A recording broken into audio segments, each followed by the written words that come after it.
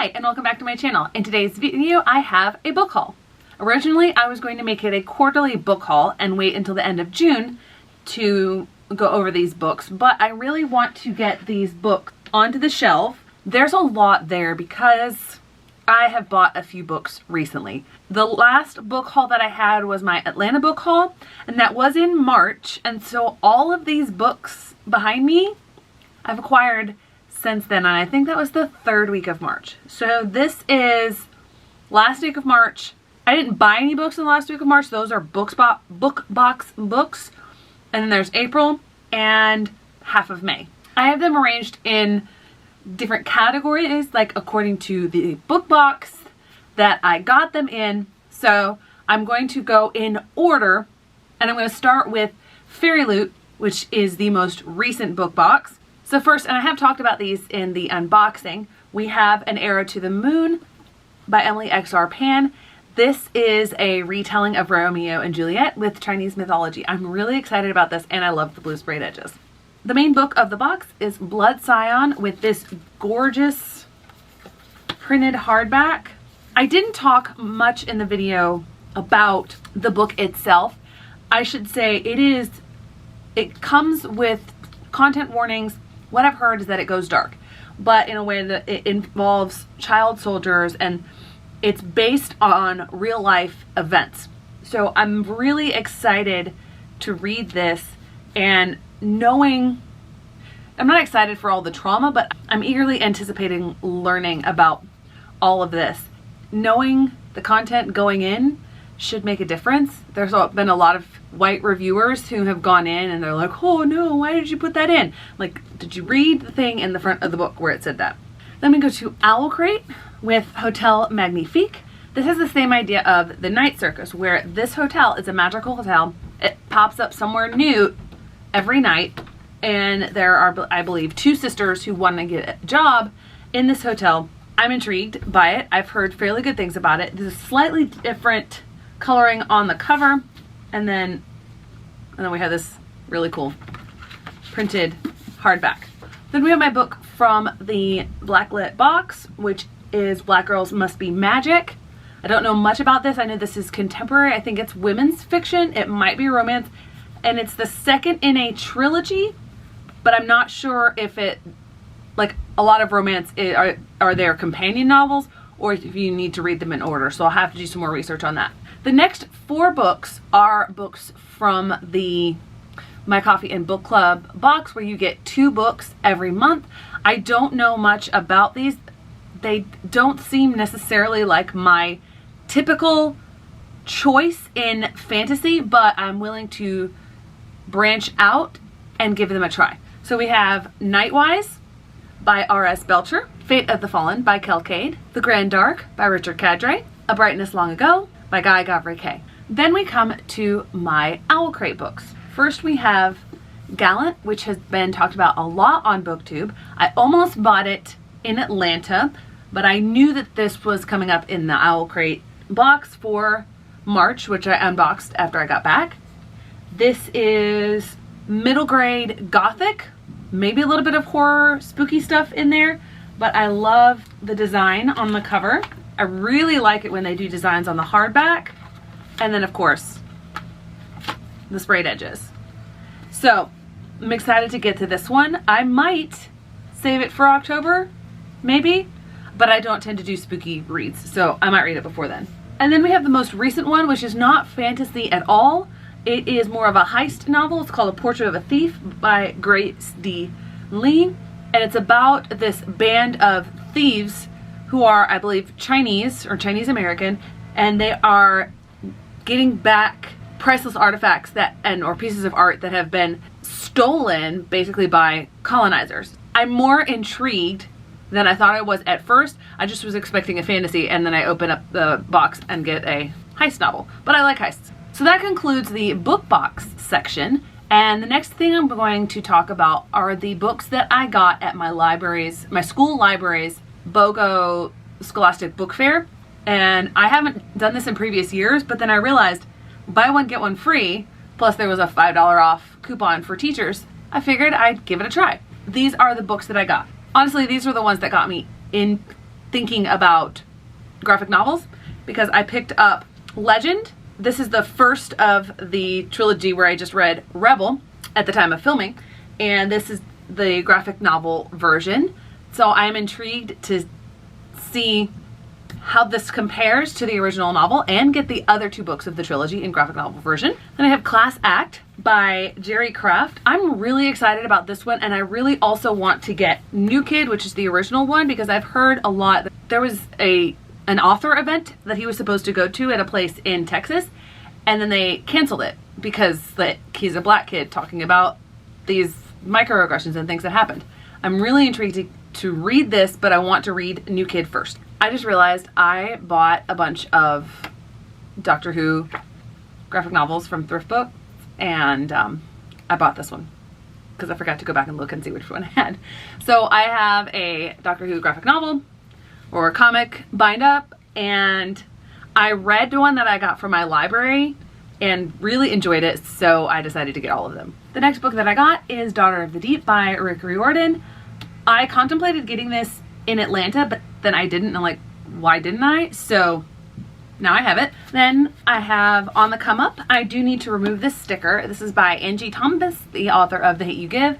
I just read Concrete Rose, which I enjoyed, not as much as The Hate You Give, but I did enjoy it. So I'm intrigued to get to her other novel, which she wrote in between The Hate You Give and Concrete Rose. And then I have enjoyed the Grishaverse novels that I've read so far, but I have not read the original trilogy, so I decided to pick up the first book to see if I would enjoy that. It does have that annoying printed on sticker because, like, seriously, in 2-3 years, no one is going to care about the Netflix show. Next we have Shout by Laurie Halse Anderson. And I have read her award-winning novel, Speak, both in its original form and also in the graphic novel form, which is so powerful. Shout is her memoir about the incident that inspired Speak, the thing that happened to her originally, and it is also written in verse. I really want to read this. Then we have The Kingdom of Back. I also need to remove that sticker. Thankfully, this is a removable sticker. I have read a lot of Marie Lu's books before and enjoyed them, and I do love the idea of music. This book is a bit of magical realism because it takes 2 real-life people, the Mozart and his sister. And Mozart's sister is the main character in this book. She wants to make something of herself in her music, but in this time period, women didn't amount to anything. Then I have the graphic novel set of John Lewis's story, March.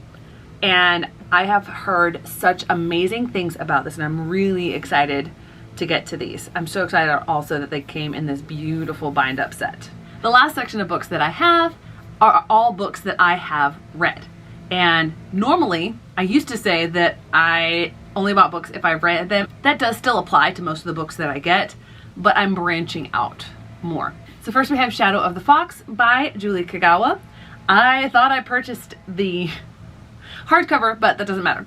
I read this a few weeks ago in the ebook version, and I do not like the American cover at all, so I did get this from Waterstones. Shadow of the Fox, it's very typical YA, but it's centered on a lot of Japanese mythology.